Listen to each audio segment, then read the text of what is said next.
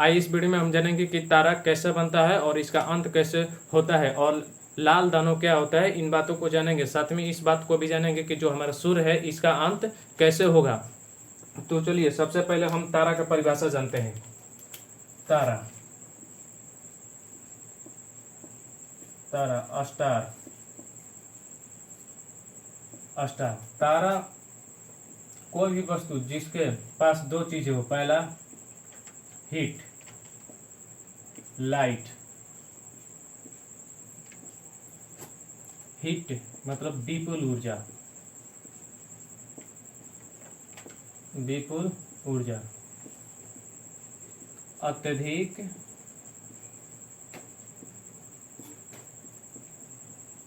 तीक्ष्ण प्रकाश। इसके अनुसार हम तारे का परिभाषा देंगे। जैसे कि कोई भी वस्तु जिसके पास दो चीज हो, पहला हीट, दूसरा लाइट। हीट का मतलब केवल हीट उष्मा नहीं बल्कि विपुल ऊर्जा मतलब अत्यधिक ऊर्जा। जैसे सूर्य को देखिए, वो एक तारा है, उसके पास बहुत ही अत्यधिक ऊर्जा है। और लाइट, लाइट का मतलब ये सामान्य लाइट नहीं समझना है, अत्यधिक तीक्ष्ण प्रकाश, अत्यधिक, बहुत से अत्यधिक। जैसे कि इससे एक प्रश्न उठता है कि हम जो बल्ब है उसको हम क्यों नहीं तारा कहेंगे। देखिए, जो बल्ब है तो वो तो प्रकाश तो देता है लेकिन अत्यधिक प्रकाश नहीं देता, और उसकी जो हीट है वो अधिक ऊर्जा नहीं देता, केवल उसका शीशा गर्म होता है, तो तारा के श्रेणी में नहीं आएगा। और एक और कोयला, कोयला का हम देखें वो अत्यधिक ऊर्जा देता है लेकिन फिर भी सूर्य से कम देता है। और इसको एक और गुण देखें तो ये अत्यधिक प्रकाश नहीं देता, जहाँ पर है उतने ही क्षेत्र में केवल मतलब प्रकाशमान होगा, अत्यधिक क्षेत्र में नहीं होगा। तो इसलिए ये जो बल्ब है और कोयला है ये तारा की श्रेणी में नहीं आएंगे। तो अब चलिए जानते हैं कि तारा आखिर बनता कैसा है, बनते कैसे हैं। देखिए, तारा जो होते हैं, अब देखते हैं, वो बनने से पहले एक विरल गैस का अणु था। विरल गैस, जिधर उधर गैस का एक अणु था, विरल गैस का, विरल गैस। लेकिन इसमें आकर्षण बल के कारण ये जो अणु है ये अत्यधिक और सटने लगे।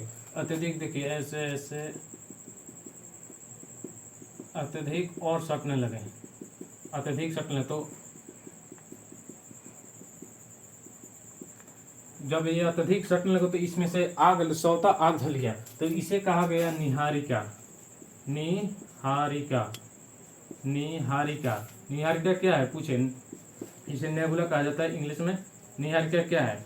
निहारिका गैसों का एक बादल है, गैसों का एक बादल है। देखिए, जब ये निहारिका के कण, जो निहारिका में गैस के जो कण है अत्यधिक और सटेंगे तो तब बन जाता है हमारा, बन जाता है तारा। तब बन गया तारा, स्टार। जब देखिए ये तो थोड़ा माला रख, जब ये और सटा, तो ये क्या बन गया? तारा। अब तारा बन गया तो इसमें अत्यधिक प्रकाश, अत्यधिक ऊर्जा आपको देखने को मिलेगी। जैसे देखिए, अब इसमें तो ऊर्जा तो हमें मिल गई। ऊर्जा हमें कैसे मिलती है? किसी न किसी क्रिया द्वारा। जैसे हम सांस लेते हैं तो श्वसन क्रिया द्वारा हमें ऊर्जा की प्राप्ति होती है। और वैसे ही जैसे लकड़ी को हम जलाते हैं, किसी मैंने हम भोजन पकाना है तो लकड़ी को ईंधन के रूप में लकड़ी लेते हैं, कोयला लेते हैं, आखिर कुछ ना कुछ ईंधन लेते हैं। तो तारा में ईंधन क्या है? तो देखिए, तारा में गैस से बना, तो गैस से होंगे, तो गैस में कौन होगा? हाइड्रोजन चेंज होता है हीलियम में। किस क्रिया द्वारा? नाभिकीय संलयन। नाभिकीय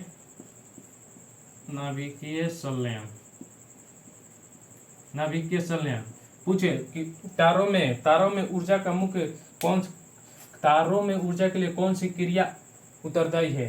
तो नाभिकीय संलयन। इसमें क्या होता है? हाइड्रोजन के परमाणु जो है वह हीलियम में कन्वर्ट होते हैं। जब ये कन्वर्ट होते हैं तो विपुल, बहुत ही अत्यधिक मात्रा में हमें ऊर्जा और प्रकाश मिलता है। तो तारे में ऊर्जा कैसे आता है? नाभिकीय संलयन द्वारा। और देखिए, जो तारे की अवस्था होती है वह ना ठोस, द्रव, गैस, ये तीनों नहीं होती है। इस पदार्थ की चौथी अवस्था है प्लाज्मा। प्लाज्मा क्या होती है? देखिए, सॉलिड और लिक्विड। जब ये दोनों मिल जाते हैं तो बन जाता है प्लाज्मा। जैसे कि आप फेविकॉल को देखिए, यहाँ पर है, मान के फेविकॉल को कौन गिरा देंगे तो ऐसे अगर मारेंगे तो बहेगा नहीं, लाते से मारने पर, लाते से मार के हटाइए तब वहां से हटेगा। तो ये प्लाज्मा सॉलिड और लिक्विड का दोनों का सम्मिलित रूप है प्लाज्मा। तो तारे किस अवस्था में होते हैं? प्लाज्मा अवस्था। इसमें ईंधन का स्रोत क्या है? नाभिकीय संलयन। कैसा होता है? Hydrogen convert helium. तो इस तरह देखिए हमारा तारा बन गया। तो जब देखिए ये तो तारा बन गया। जब कोई भी चीज बनता है, चाहे हम हो चाहे दुनिया के कोई भी जीव हो, सजीव हो या निर्जीव हो, तो उसका अंत निश्चित है। तो इसी तरह तारा जब बन गया तो इसका भी अंत निश्चित होगा। तो अब चलिए जानते हैं कि तारा का अंत कैसे होता है।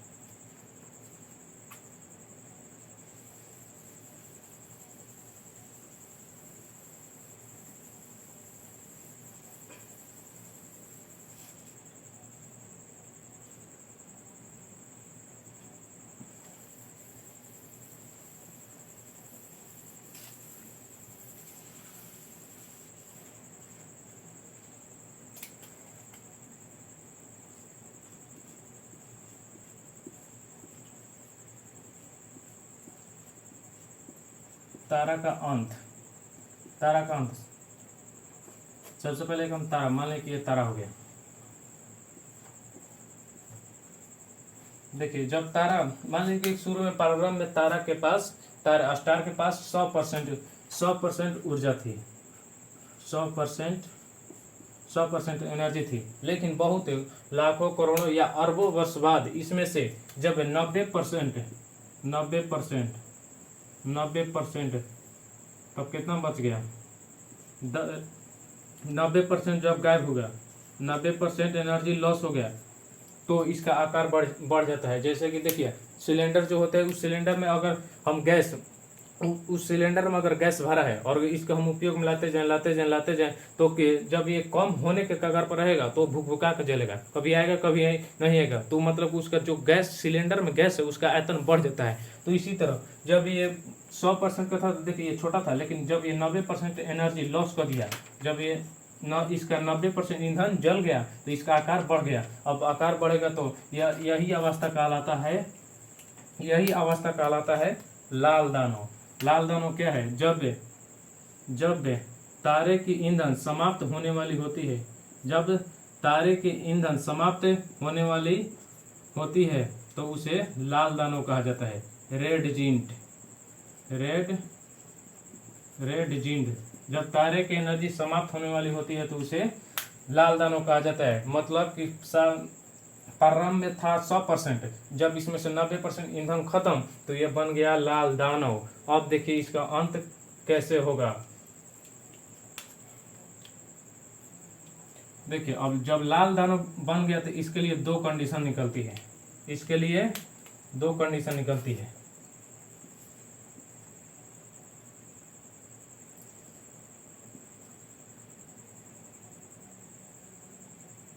पहला या तो बनेगा श्वेत वामन,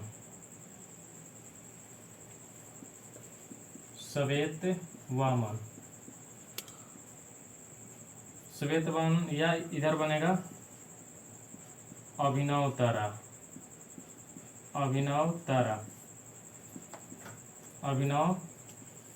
तारा या इधर श्वेत वामन। अब जानते हैं कि जो ये लाल दानव है रेड जिंट, ये कब बनेगा श्वेत वामन और कब बनेगा अभिनव तारा, कब बनेगा श्वेत वामन और कब बनेगा अभिनव तारा। तो देखिए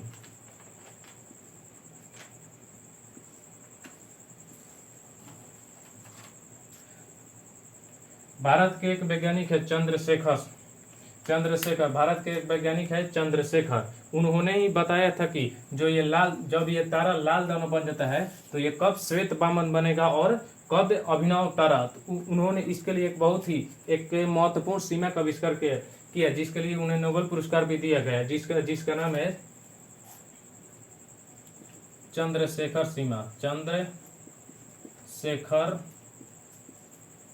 सीमा। इसका वैल्यू होता है 1.44 यूनिट, 1.44। या इसको हम इसका इसका एक्यूरेट हो लिया। अगर इसको हम ले तो इसका 1.5 मतलब 1.5 गुना। अगर किसी तारा का आकार सूर्य के आकार से 1.5 गुना हो,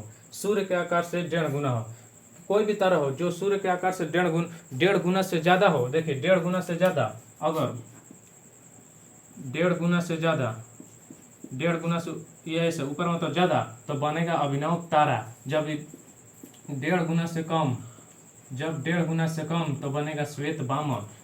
कोई भी तारा कोई भी तारा जिसका आकार सूर्य के द्रव्यमान के 1.5 गुना से ज्यादा हो तो वो बनेगा अभिनव तारा, जब कम हो तो वो बनेगा श्वेत वामन। तो ये आप कंडीशन समझ है। इसका आविष्कार, इस सीमा का आविष्कार किसने किया था? चंद्रशेखर भारतीय वैज्ञानिक है। इसका एक्यूरेट वैल्यू 1.44 यूनिट, और इसे हम अगर इसको हम डायरेक्ट कहें तो 1.5 गुना हो जाता है। तो देखिए सूर्य जो होता, जब सूर्य तो जाहिर सी बात है श्वेत वामन बनेगा, क्योंकि सूर्य के द्रव्यमान के जो 1.5 गुना ज्यादा होगा वही बनेगा अभिनव तारा। इसे विस्फोटक तारा भी कहा जाता है। तो देखिए, तो सूर्य की मृत्यु कैसे होगी? सबसे पहले वो लाल दानव बनेगा, फिर श्वेत वामन। इसे श्वेत वामन को कहा जाता है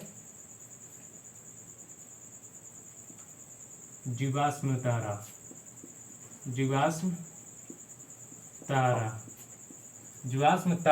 जीवाश्म मतलब कि अभी भी, जब ये देखिए 90% था, अब ये 95%, जब ये 95% खो देता है तो ये बन जाता है जीवाश्म तारा। जब ये जीवाश्म तारा बन जाएगा तो धीरे धीरे ये जो 5% इसके पास एनर्जी, ये भी खत्म हो जाएगी। जब यह भी खत्म हो जाएगी तो ये बन जाता है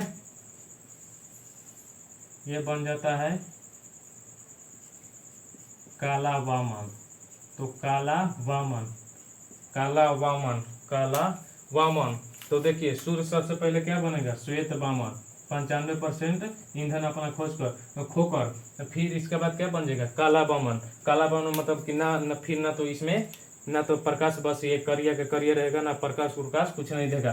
तो देखिए सूर्य का अंत कैसे होगा? सबसे पहले सूर्य बनेगा लाल दानव, रेड जिंक। फिर इसका 90% जब ईंधन खोएगा तो लाल दानव, फिर 95% खोएगा तो ये बन जाएगा जीवाश्म तारा। मतलब अभी भी इसमें जीव का अंश है, थोड़ा अंश है। तो इसे जो श्वेत वामन को, व्हाइट ड्वार्फ है, इसे जीवाश्म तारा भी कहा जाता है। जब ये पूरा खो देता है तो ये बन जाता है काला वामन। फिर ये किसी काम का नहीं रहता है। देखिए अब आता है इसमें, इसका जब सूर्य के द्रव्यमान के 1.5 गुना ज्यादा हो तो वह बनता है अभिनव तारा। इसे कहा जाता है विस्फोटक तारा। अब देखिए इसके लिए 4 कंडीशन है अभिनव तारा के लिए।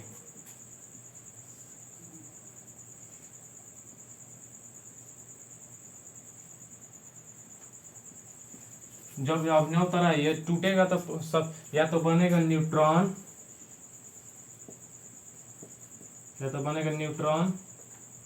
या बनेगा पल्सर,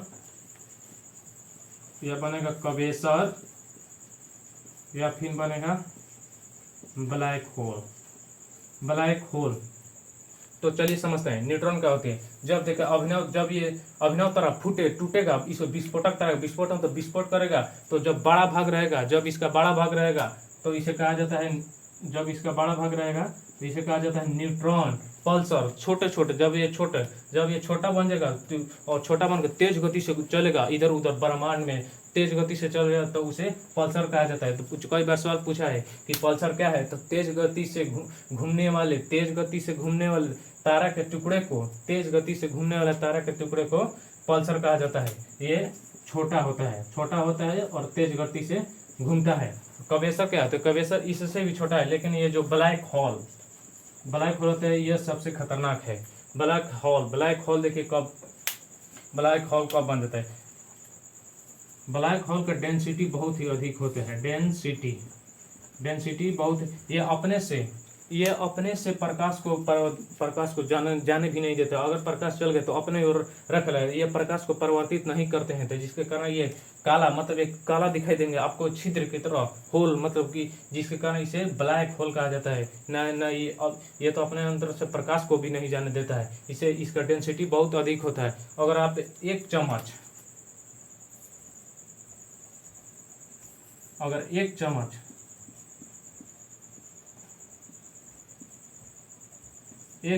ब्लैक होल 10 हाथी के बराबर होता है। 10 हाथी का आप समझते हैं कि इसका डेंसिटी कितना अधिक होगा। एक चम्मच लीजिए 10 हाथी के बराबर। जैसे कि मान लीजिए कि ये देखिए ये है, इसको हम चमोड़ को एकदम छोटा कर दें तो इसका डेंसिटी बढ़ जाएगा। आप देखिए, जो जैसे कि कोई आर्मी उर्मी की तैयारी करता है तो वह भी एक गोला फेंकता है लोहा वाला, तो उसका डेंसिटी बहुत ही अधिक होता है, उसको उठाई इतना ही था, उसका डेंसिटी बहुत ही अधिक होता है। तो ये जो ब्लैक होल है इसका डेंसिटी इतना इतना इतना अधिक होता है कि इसका अगर एक चम्मच लेंगे तो 10 हाथी के बराबर हो जाएगा। तो समझिए, अगर ये पृथ्वी से टकरा जाएगा तो पृथ्वी को दम चराक में दम फाड़ देगा, बीचे बीच दम फाड़ के पृथ्वी को दम निकल जाएगा। इसलिए हमें जो हमारी पृथ्वी को डर है वह किसी उल्का पिंड से नहीं, ना ही उल्का से। उल्का पिंड तो हमारे वैज्ञानिक तो विस्फोट आसमान में विस्फोट कर देंगे, राइफल मार देंगे वहीं पर ध्वस्त होगा। लेकिन इस ये जो ब्लैक होल है अगर ये पृथ्वी की ओर चल दिया तो आप इसे किसी भी रॉकेट या कोई भी तरीका वैज्ञानिक तरीके इसे आप नहीं रोक सकते हैं, क्योंकि समझ सकते हैं इसका एक चम्मच द्रव्यमान 10 हाथी के बराबर है। अगर गिर जाए तो पृथ्वी का अंत होना ही होना है। कोई वैज्ञानिक, कोई साइंटिस्ट कोई भी नहीं इसे रोक सकता है। तो हमें किससे डर है? केवल ब्लैक होल से। ब्लैक होल क्या है? बहुत ही अत्यधिक डेंसिटी वाला जो एक समझिए कि टुकड़ा है, इसका अभिनव तारा इसका ही टुकड़ा है। तो चलिए एक बार फिर से बोल देते हैं। सबसे पहले तारा एक विरल गैस होता है। विरल गैस के बाद क्या बनेगा? निहारिका क्या है? गैसों के बादल, गैसों को कारा, गैसों को धुंध, जो भी कहिए। फिर इसके बाद बन जाएगा तारा। तारा में जब 90% ईंधन लॉस तो बन जाएगा लाल दानव। अभी इससे बात निकलती, इससे दो कंडीशन निकलेगा। जब उसका द्रव्यमान सूर्य के द्रव्यमान के 1.5 गुना, ये किसने बना? भारतीय वैज्ञानिक चंद्रशेखर ने। अगर इससे कम हो तो क्या बनेगा? श्वेत वामन का अर्थ होता है जीवाश्म तारा, मतलब जीवों का थोड़ा अंश है इसमें, मतलब चमकेगा भुकभुका। तो श्वेत वामन फिर बनेगा, फिर इसके बाद काला वामन, काम खत्म। और देखिए, जब सूर्य के द्रव्यमान से 1.5 गुना हो तो वह क्या बनेगा? अभिनव तारा। अभिनव तारा किसे कहा जाता है? विस्फोटक तारा। अभिनव तारा का एक नाम विस्फोटक, ये विस्फोट करेगा चार में।